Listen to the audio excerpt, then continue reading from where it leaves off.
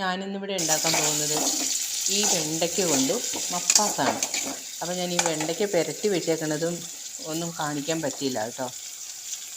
ഇത് ഞാൻ ഉപ്പും മഞ്ഞളും ഒരു ശകലം എരിവെള്ള മുളകും അതിൻ്റെ നടുവേ ഒന്ന് വരഞ്ഞിട്ട് പുരട്ടി വെച്ചിരുന്നു ഒരു 10 മിനിറ്റ്. അതിന് ശേഷം അത് എണ്ണയ്ക്കകത്തൊന്ന് വഴറ്റിയെടുക്കുന്നുണ്ട്. വഴറ്റി മാറ്റിയിട്ട് അതേ എണ്ണയ്ക്കകത്തേക്ക് തന്നെ ഒരു സവാള ഇട്ടു. ഒരു സവാള കനം കുറഞ്ഞ് നീളത്തിൽ അരിഞ്ഞിട്ടു. പച്ചമുളക്, കരിവേപ്പില. ഇതിൻ്റെ എരിവെന്ന് പറയുന്നത് ആ പച്ചമുളകും പിന്നെ ഇച്ചിരി കുരുമുളകും മാത്രമാണ് ഇതിൻ്റെ എരിവെന്ന് പറയുന്നത്. അപ്പോൾ അത് നമുക്കൊന്ന് വഴറ്റിയെടുക്കാം. ഇഞ്ചിയും വെളുത്തുള്ളിയും വേണം. അത് അരച്ച് വെച്ച പേസ്റ്റ് ഇരിപ്പുണ്ട്. അപ്പോൾ ഇതൊന്ന് നന്നായിട്ട് വഴന്ന് വന്ന് കഴിയുമ്പോൾ നമുക്കതിലേക്ക് ഇഞ്ചിയും വെളുത്തുള്ളിയും പേസ്റ്റ് ഇടാം. മൊരിയണ്ട, വെറുതെ വഴന്നാൽ മതി. അപ്പോൾ അതായത് ഒരു സ്പൂണ് ഇഞ്ചിയും വെളുത്തുള്ളിയും പേസ്റ്റ് ഇട്ടിട്ടുണ്ട്. കാരണം വെണ്ടയ്ക്ക എത്ര കൂടുതലെടുക്കുന്നോ അത്രയും നമുക്ക് മസാലയും കൂടുതലെടുക്കാം. ഞാൻ വെണ്ടയ്ക്ക വളരെ കുറച്ചേ എടുത്തിട്ടുള്ളൂ. അപ്പോൾ അതുകൊണ്ട് നമുക്ക് ഇത്രയും മതി.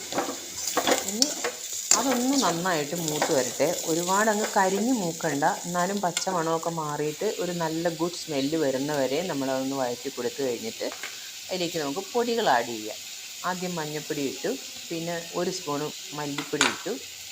അതിനുശേഷം അതും കൂടി ആ മല്ലിപ്പൊടിയും കൂടി ഒന്ന് പച്ചമണം മാറത്തൊക്കെ വേണം വഴറ്റിയതിന് ശേഷം നമുക്കതിലേക്ക് കുരുമുളക് പൊടി, കുറച്ച് ഗരം മസാല, വളരെ കുറച്ച് ഗരം മസാല ചേർത്താൽ മതി. ഒത്തിരി ആകുമ്പോൾ വല്ലാണ്ട് ചുവയ്ക്കും.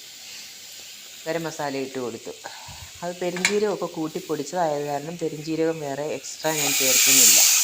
എന്നിട്ട് 2-ാം പാൽ ഒഴിച്ചു കൊടുത്തു. തേങ്ങയുടെ 2-ാം പാൽ ഒഴിച്ചു കൊടുത്തു. ഇനി ആ വെണ്ടയ്ക്കയും കൂടി അതിനകത്തേക്ക് ഇട്ട് കൊടുക്കാം. എന്നിട്ട് അതൊന്ന് അരപ്പ് കുറുകി വരട്ടെ കേട്ടോ. ആ വെള്ളം, ഈ 2-ാം പാലിലെ വെള്ളമൊക്കെ ഒന്ന് വറ്റിയിട്ട് അതൊന്ന് കുറുകി വരട്ടെ. അതൊന്ന് കുറുകി വരുന്നത് വരെ നമുക്ക് വെയിറ്റ് ചെയ്യാം.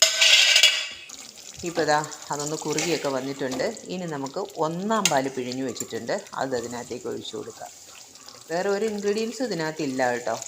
വളരെ ടേസ്റ്റാണ്, ഭയങ്കര എളുപ്പമാണ് ഉണ്ടാക്കാനും. അപ്പോൾ ഇനി ഇതിനകത്തേക്ക് നമുക്ക് ചേർക്കാനുള്ളത് എന്താണെന്ന് വെച്ചാൽ, ഇത് തിളയ്ക്കാൻ പാടില്ല കേട്ടോ. 1-ാം പാൽ ചേർത്തതിന് ശേഷം തിളയ്ക്കാൻ പാടില്ല. മെല്ലെ ഒന്ന് ചൂടായാൽ മതി. ആ ചൂടായി കഴിയുമ്പോൾ 2 കരിവേപ്പില ഇട്ട് കുറച്ച് പച്ച വെളിച്ചെണ്ണ, വളരെ കുറച്ച് മതി എണ്ണ, കുറച്ച് പച്ച വെളിച്ചെണ്ണയും കൂടി ഒഴിച്ചു കഴിഞ്ഞാൽ നമ്മുടെ കറി റെഡിയായി. അപ്പം നിങ്ങളെല്ലാവരും ഇതൊന്ന് ഉണ്ടാക്കി നോക്കണം. ഭയങ്കര ടേസ്റ്റാണ്. ചോറിൻ്റെ കൂട്ടത്തിൽ കൂട്ടാനാണെങ്കിലും അപ്പത്തിൻ്റെ കൂട്ടത്തിൽ കൂട്ടാനാണെങ്കിലും ഒക്കെ നല്ല ടേസ്റ്റുള്ളതാണ്. നല്ല ടേസ്റ്റാണ്. അപ്പോൾ ഉണ്ടാക്കി നോക്കണം. ഇന്ന് ഉണക്കച്ചെമ്മീൻ ചമ്മന്തി ഇതുമാണ് ഞങ്ങളുടെ ഉച്ചക്കലത്തെ ഊണിന്.